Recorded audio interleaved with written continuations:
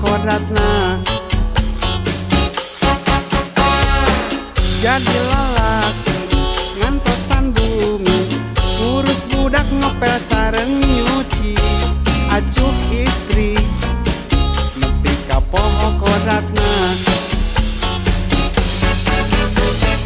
Yang dibalik nu awewe jara di kuli pabrik, mangkat isuk balik nawan di maghrib neangan duit.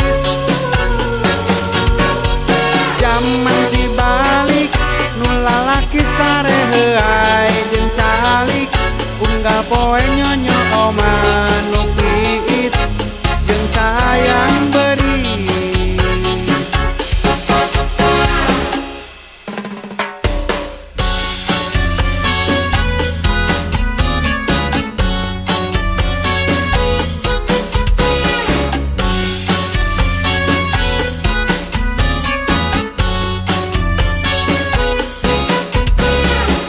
Mangkat ka pasar keur kaperluan, ayeuna geus jadi padamelan. Salakina nepi ka poho kodratna.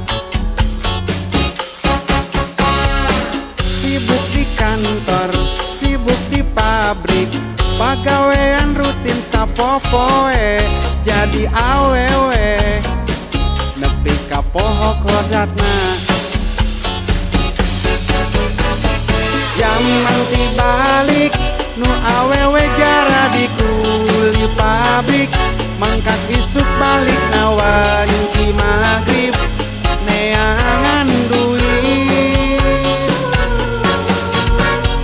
Jaman dibalik nu lalaki sareheuai jeung calik, unggal poe nyonyo oman nu piit jeung sayang beri.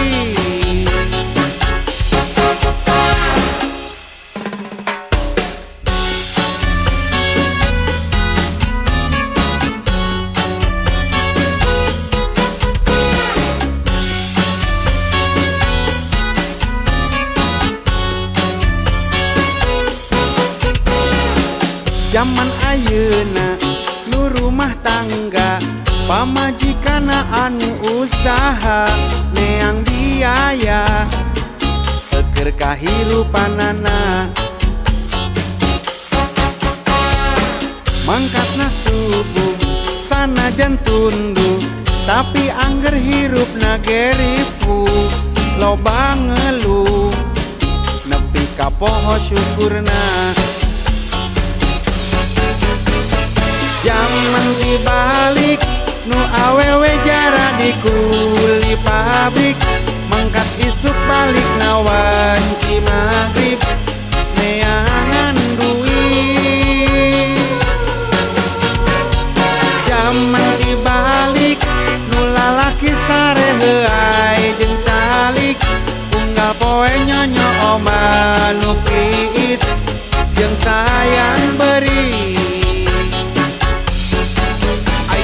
Jaman dibalik nu awewe jara di kuli pabrik, mangkat isuk balik nawan ci maghrib